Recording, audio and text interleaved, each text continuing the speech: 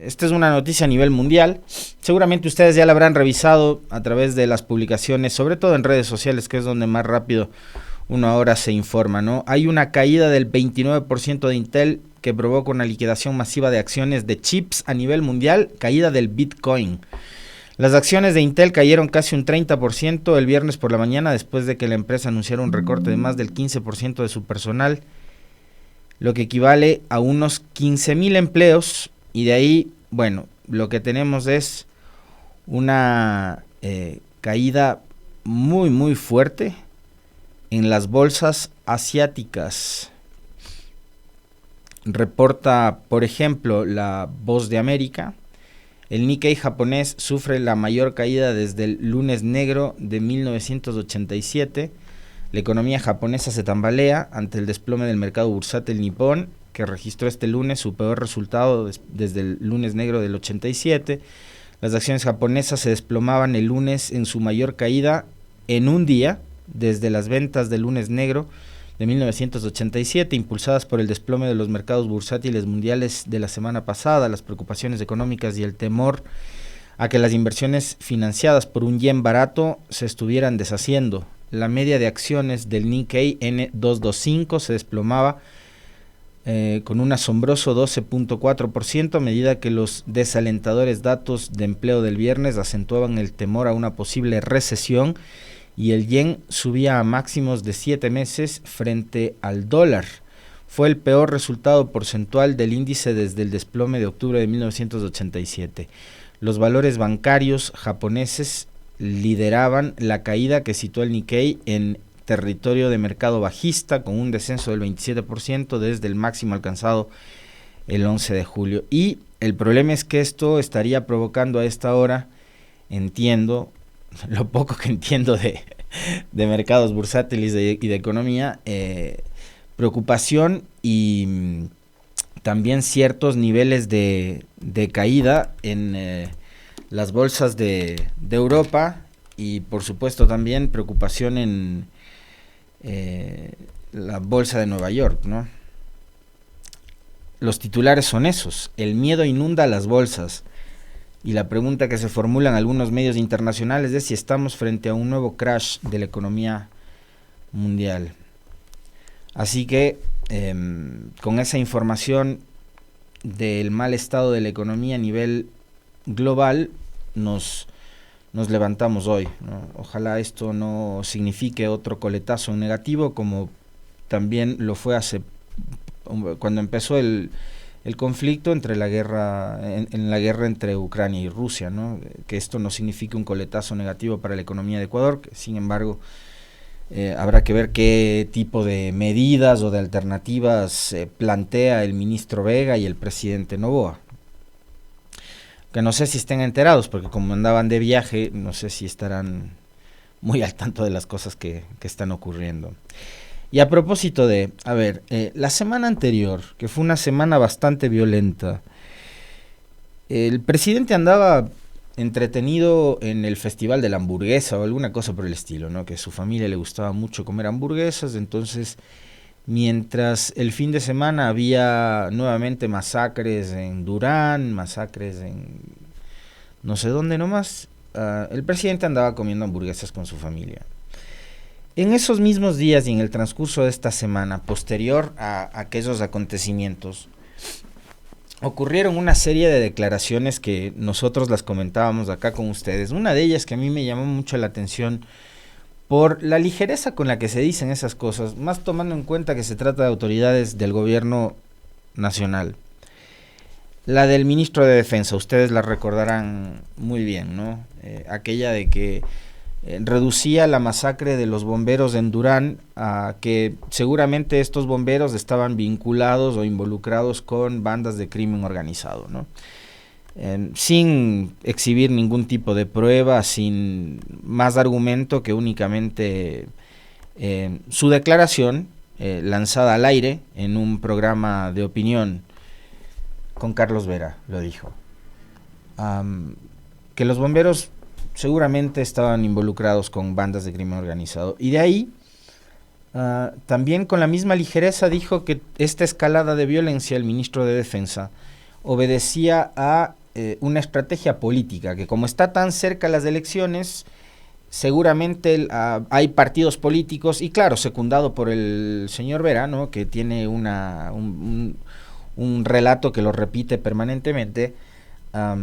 Sí, es verdad, no es que hay partidos políticos que operan para el narcotráfico, no tienen pruebas, son digamos sus prejuicios y su condición y postura política, que además se facilita el usar cámaras, micrófonos, medios de comunicación para decir lo que se les cante el momento en que se les cante, ¿no? Y después, ya no fue solo el ministro de Defensa. Resulta que apareció el gobernador del Guayas con una declaración que, digamos, ya decir que indigna es poco, ¿no? Decir que nos sorprende, la verdad, no nos sorprende, porque es más de lo mismo con este gobierno, y porque no fue además la única declaración. Ya vieron ustedes, primero la de Lofredo y después la de el gobernador de la provincia del Guayas, un señor de apellido Aguad, que no tengo claro ni cuál es el nombre del hombre. No podemos estar de niñeros, fue lo que dijo el gobernador sobre la masacre en Durán. Los medios de comunicación que recogieron esta declaración decían que pese a que estuvo presente, el presidente de la República no apareció en la toma de Durán. El comandante de Fuerza de Tarea Conjunta destacó la recuperación de la confianza de la población y dice que los crímenes múltiples no se detendrán a corto plazo. El despacho del presidente de la República, Daniel Noboa, en Durán, consiste en una reunión semanal de 3 horas a puerta cerrada con sus ministros, y le sigue una declaración con sus funcionarios, o de sus funcionarios, sin opción a preguntas, en la que el mandatario nunca aparece. Es decir, los funcionarios dicen lo que se les ocurre, lo que se les sale de la cabeza ese rato, y los periodistas ni siquiera tienen opciones a formular ningún tipo de preguntas ante las afirmaciones que hacen los funcionarios. Desde el 17 de julio, cuando ingresó al sector de Fincas Delia, rodeado de tanquetas blindadas, Noboa no se deja ver en Durán. Tampoco ofrece declaraciones ni contesta preguntas. Ahí uno se cuestiona, ¿y qué tan seria y qué tan real es la supuesta toma de Durán por parte del gobierno? ¿Y qué tan contundente ha sido? El 1 de agosto, el presidente cumplió una agenda de trabajo en la Unidad de Vigilancia Comunitaria del Recreo entre las 9 horas y 12:15, sin que los medios de prensa hayan al menos atestiguado su presencia. Sus ministros se negaron a hablar de la masacre del 31 de julio en el Cantón en medio de la toma de Durán, una intervención del gobierno y del bloque de seguridad que busca reducir la violencia en una de las ciudades más sangrientas del mundo. En una semana, desde la última visita presidencial a Durán, se registró una masacre de 6 personas el miércoles 31 de julio en la cooperativa 28 de agosto, y otro ataque armado dejó a 2 bomberos asesinados el sábado 27 de julio en la Ciudadela Maldonado. Pero la narrativa del gobierno es de noticias positivas.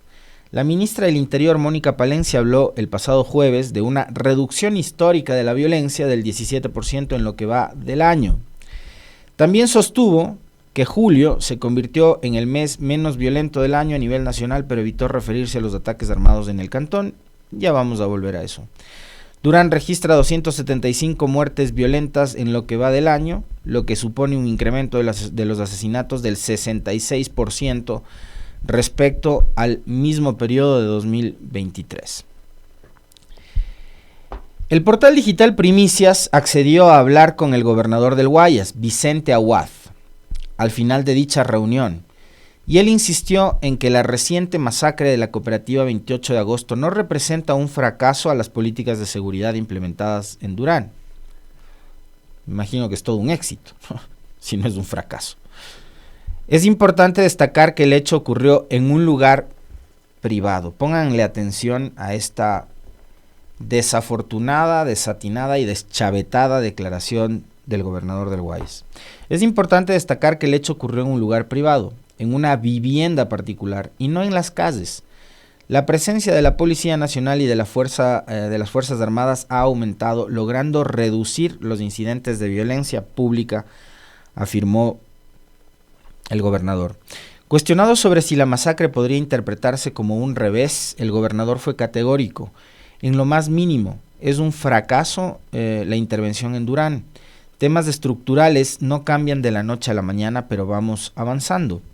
Y es que la masacre sería el producto de una retaliación de los Latin Kings contra miembros de los Chone Killers que ingerían licor en una vivienda, y 2 de las víctimas registran antecedentes penales por delitos como tenencia de armas, tráfico de drogas y secuestro. Y ahí es cuando el gobernador dijo que al tratarse de un hecho ocurrido dentro de una vivienda, en un lugar particular, pues como la fuerza pública está encargada de velar o de vigilar por la seguridad en lugares públicos, esos no pueden andar de niñeros, fue lo que dijo el funcionario de la provincia del Guayas, representante del gobierno y del ejecutivo en dicha provincia, una de las más violentas del país. Que como fue en un lugar privado, pues qué pena, y la otra, que no pueden andar de niñeros de nadie. Lo que se está pidiendo no es precisamente que a todos los ecuatorianos nos pongan una niñera o un niñero para que nos cuiden. Lo que se está pidiendo es que exista de una vez por todas, algo que de hecho creemos no existe, que es un verdadero plan de seguridad que garantice a los ciudadanos el poder estar en paz y circular en paz en las calles y más todavía en sus propios domicilios.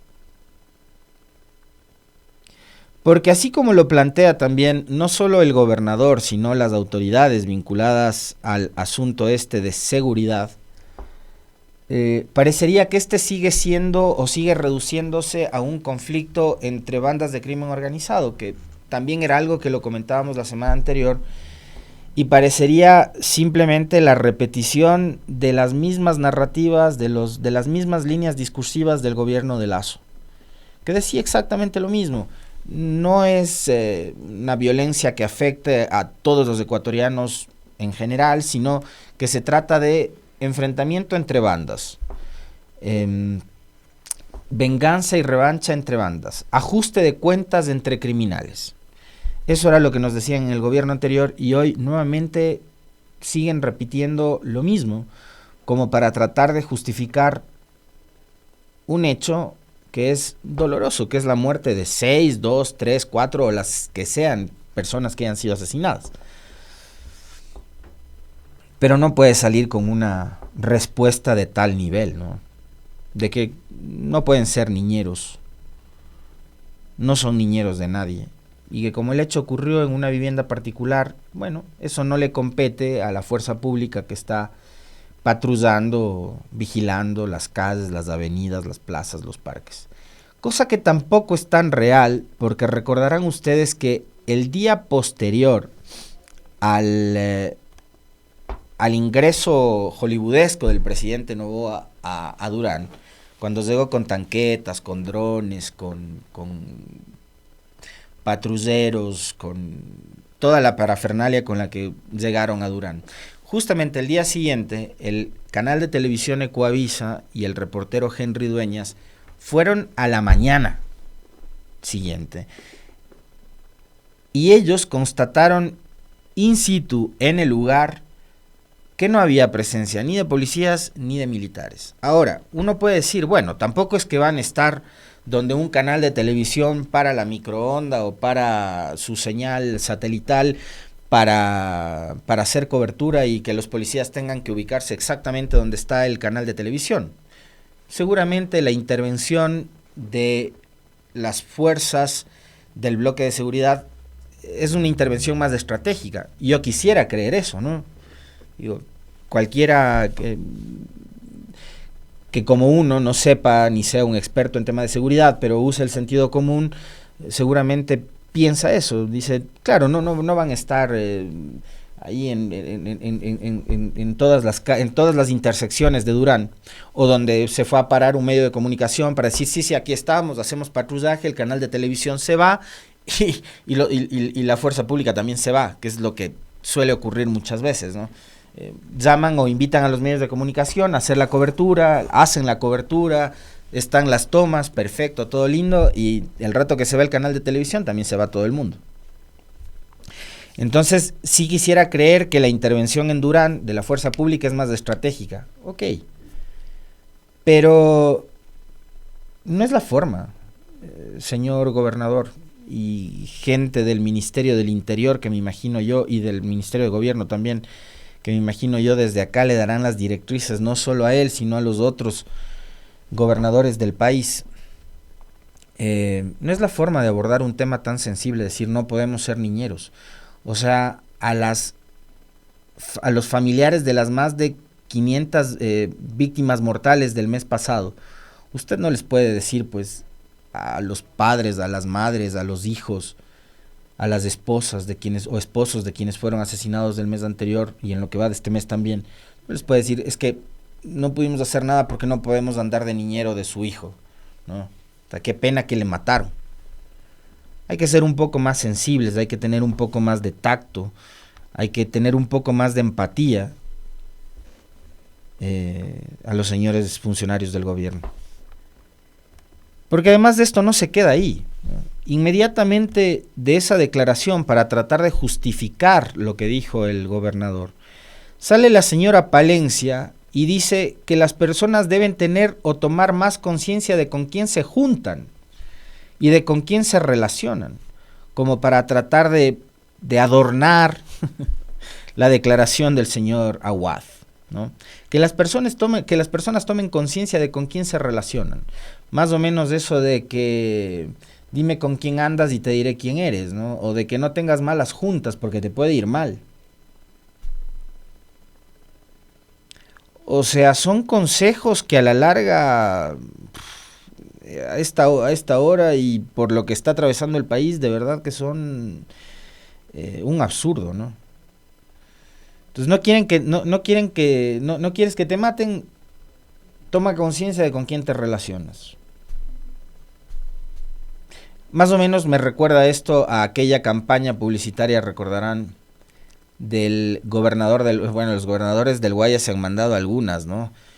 El señor Tabaqui, Francesco es el nombre, ¿no? Tabaqui era el gobernador del Guayas en la época de Lazo, no me acuerdo si era Francesco el nombre, pero que se dice podría ser el candidato presidencial de Creo, por cierto, les cuento. Él decía, ¿no? Dile no a las vacunas, como que uno al extorsionador que llega armado le va a poder decir, ¿sabes qué? No te voy a pagar la extorsión, sigue nomás por la sombrita. Estamos hablando de delincuentes, estamos hablando de crimen organizado, no es cuestión de decir, dile no a las vacunas, pero me recuerda más o menos a eso, estas líneas y estos argumentos y consejos de la ministra Palencia, que cada vez luce un poco más desubicada, ¿no? Y a propósito de lo que decía la ministra Palencia con respecto de la reducción del 17% de muertes violentas, hay una reducción de muertes violentas, pero que no llega a ser 17%, y por supuesto, julio no fue el mes menos violento del año, por supuesto que no, y ya vamos a ver por qué. Nota de la web de Radio Pichincha. Julio cerró con 580 muertes violentas.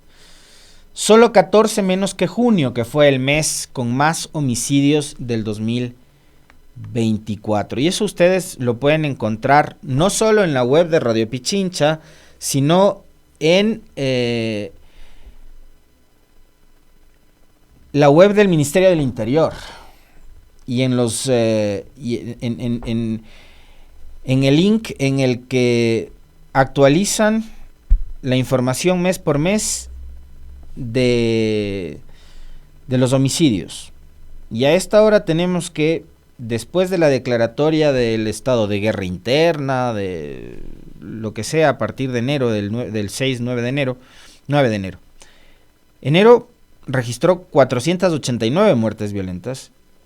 Y de ahí hasta la fecha, el mes que registra el menor nivel y número de muertes violentas es febrero, con 367 muertes violentas. Después viene marzo con 515. Desde marzo hasta la fecha no han bajado de 500 las muertes violentas, por si acaso. Marzo 515, abril 510, mayo 559, junio, el mes más violento del año, 592, y julio con 580, no 14 sino 12 muertes menos. Creo que ahí hay que hacer una corrección en la nota de la web de Radio Pichincha. Son 12 muertes menos las registradas en este mes. A ver dónde estaba. Por acá está actualizada. Son 592. Subieron entonces 594. Entonces está bien. 14 muertes, 14 menos. Yo acá en esta del Ministerio del Interior tenía 592. Pero está bien, son 14 muertes violentas menos que el mes de junio. Entonces no es pues el mes menos violento del año. Y aunque lo fuera, como dice la ministra, la nota está en que al momento en el país, en lo que va de este 2024, hemos superado ya las 3.000 muertes violentas.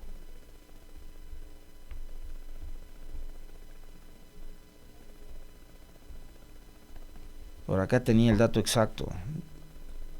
De enero a junio se registran 3.034 muertes violentas. Si actualizamos el dato con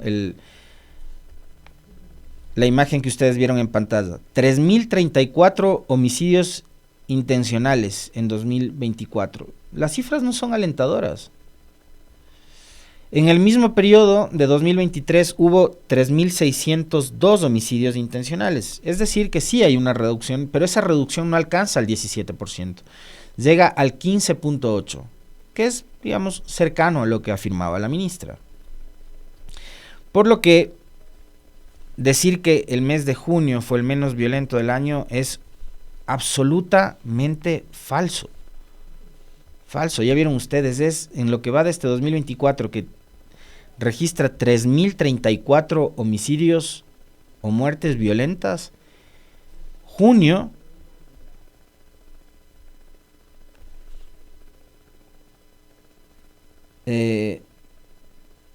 fue el mes más violento, con 594 muertes, y le sigue julio, el mes que terminó hace poco, con 580. Entonces,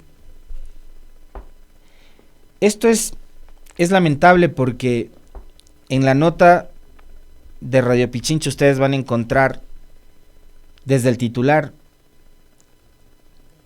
las contradicciones que existen dentro de la propia presidencia y dentro del propio gobierno. Porque a través de la SECOM, la presidencia termina contradiciendo la afirmación de la ministra. La Secretaría de Comunicación de la Presidencia de la República contradijo las cifras que anunció la ministra del Interior, Mónica Palencia, sobre las muertes violentas en el país, e indicó que julio no fue el mes más violento, menos violento del 2024, como lo afirmaba la Secretaría de Estado, sino que fue el segundo con más asesinatos en lo que va del año.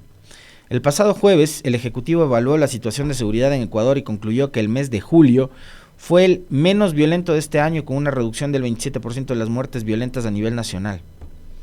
Julio es el segundo mes con más muertes violentas del 2024, con un gráfico que cita como fuente la Dirección Nacional de Investigación de Delitos contra la Vida, DINASED, de la Policía. La Secretaría mostró que julio no es el mes menos violento en lo que va de este año, sino que es el segundo con más homicidios. De acuerdo a la información presentada, julio acabó con 580 asesinatos, 14 homicidios menos que junio. Además, la imagen mostró que el mes de este año con menos crímenes contra la vida fue febrero con 368 víctimas. En Ecuador, 7 provincias, incluida Guayas, se encuentra bajo estado de excepción y además rige desde enero la declaratoria de conflicto armado interno, una disposición con la cual el presidente Noboa busca frenar la inseguridad y el crimen organizado, pero al parecer esta medida no es efectiva, ya que continúan las balaceras, masacres y asesinatos en estas provincias. Hay que recordar en esta coyuntura también que el Consejo de Administración Legislativa calificó un nuevo trámite de juicio político, un segundo trámite de juicio político en contra de la ministra Mónica Palencia, debido a la persistente inseguridad que existe en el país. ¿Y por qué hay que hacer hincapié en este asunto? Porque mientras esto pasa en el Ecuador, en donde solo durante este último fin de semana, un policía fue asesinado a quemarropa en Machala, atacado con varios disparos en su cabeza, mientras salía de su casa para ir a comprar a la tienda. Sicarios asesinaron a un joven médico en Babahoyo. Matthew Leonardo Molina Villacrés, asesinado por sicarios tras finalizar su guardia en el hospital del IES en Babahoyo, mientras desayunaba con sus colegas ahí cerca del hospital. Fue asesinado a quemarropa también. 2 colegas suyos resultaron heridos. Hubo un asesinato doble en un resto bar de Urdesa Norte en Guayaquil. 2 mujeres, la dueña del local y su cuñada, fueron atacadas. A eso habría que sumarle que ayer en Manabí fue asesinado el empresario Ferdinand Cedeño. Las primeras indagaciones de la Policía Nacional sobre el crimen del empresario Edison Ferdinand Cedeño Mesa apuntan a una motivación por extorsión. En días anteriores, quien era dueño de una envasadora o una embotelladora de agua, Ferdinand Cedeño, recibió un panfleto donde le exigían la suma de $10,000. Estos datos fueron conocidos por agentes de la DINASED luego del crimen registrado la madrugada de este domingo 4 de agosto. El empresario, dueño de una empresa envasadora de agua, fue sorprendido a tiros afuera de su vivienda. Según informe policial, Cedeño fue atacado por sujetos que aparentemente llegaron a una motocicleta y le descargaron 8 tiros en diferentes partes de su cuerpo.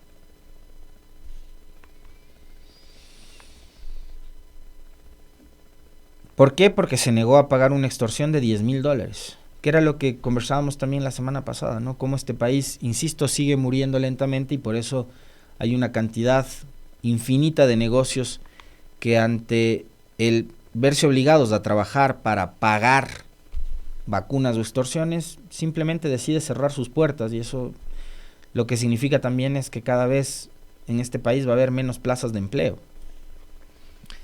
Y mientras eso pase en el país, como ocurría la semana pasada, cuando el presidente decidió irse al Festival de la Hamburguesa, bueno, esta semana decidió irse un poquito más lejos, ¿no? El presidente se fue a Nueva York para participar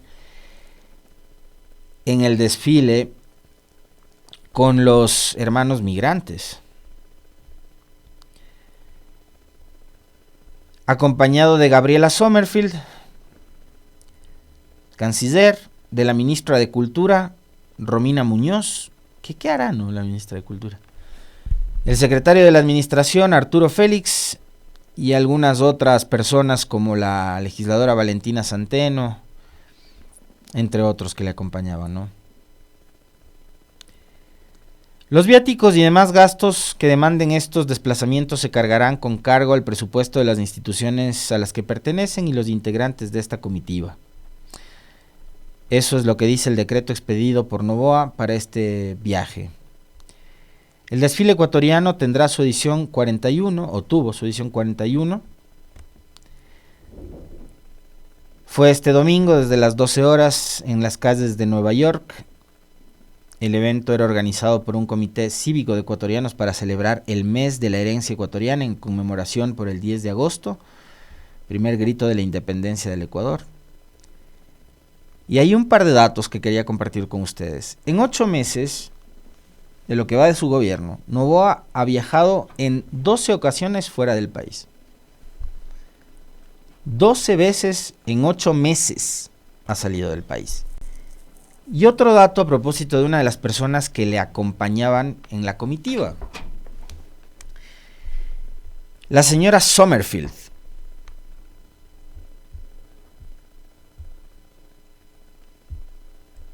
Ha sido una de las funcionarias que más ha viajado.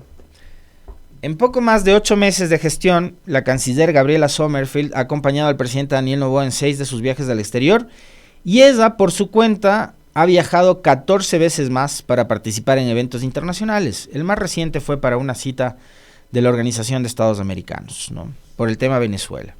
Cuando fue el conflicto México-Ecuador, ahí no fue.